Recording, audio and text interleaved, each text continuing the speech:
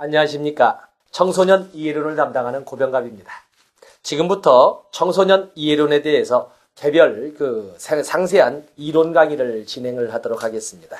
자, 우리가 청소년 그러면 언제나 우리 옆에 있는 젊은 애들이라고 이렇게 설명을 하는데, 이 청소년의 개념이 등장하게 되는 것은 아주 오랜 역사를 가지고 있습니다. 물론 그들이 바라보는 청소년이라고 하는 것은 오늘날 바라보는 청소년과는 다릅니다. 그 당시 평균 수명이라고 하는 것이 40을 전후한 나이이기 때문에 오늘날 바라보는 것처럼 다소 그 연령 차이는 있겠습니다만은 오늘날 바라보는 중고등학교 때부터 시작해서 높게는 대학 졸업 수준까지를 바라보는 청소년 시기라고 하는 것이 그 당시에는 어느 정도 범주였을까지 하는 것은 우리가 지레 짐작해 볼 수가 있습니다. 아주 짧은 어떤 젊은 시절을 청소년이라고 했을 건데, 이 청소년에 대한 기록은 특히 서양에서는 플라톤, 아리스토텔레스에 의해서 언급이 됩니다.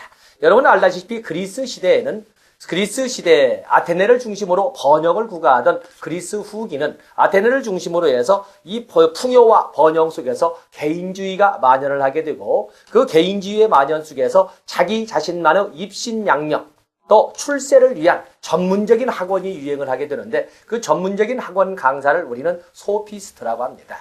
이 소피스트들은 우리가 보면 궤변론자라고 하지만 실질적으로서는 세계 최초의 직업적 교사라고 설명을 합니다. 다시 말해서 우리가 그냥 이 일상적인 언어체로 설명을 한다면 돈 받고 필요한 것을 가르쳐주는 사람, 그래서 전문적 교사의 입장을 가진 것이 소피스트입니다. 그들이 가르쳤다라고 하는 것은 그 당시에는 그야말로 출세에 필요한, 바로 이 순간의 출세에 필요한, 이 순간의 입신양명에 필요한 바로 이 필요한 것을 전문적으로 가르치는 사람들이거든요.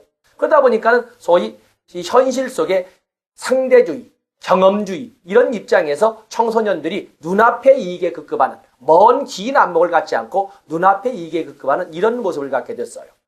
그렇게 해서 극단적인 개인주의와 이 사회의 혼란이 야기되자 이를 바로잡고자 하는 절대적 진리관을 바탕으로 한 소크라테스 같은 이런 사상가들이 등장하고, 그의 수제자가 바로 이 책에 나오는 플라톤이 되겠습니다.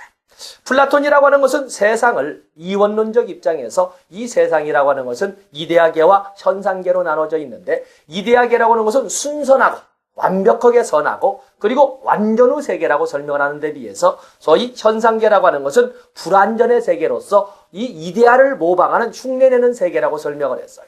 많은 사람들이, 특히 청소년들은 이런 현상계에서 특히 이런 혼란을 이야기하는 소피스트들은 그 소위 미사 여구에 속아서 먼 안목을 바라보지 않고 눈앞의 이익에만 급급하기 때문에 이렇게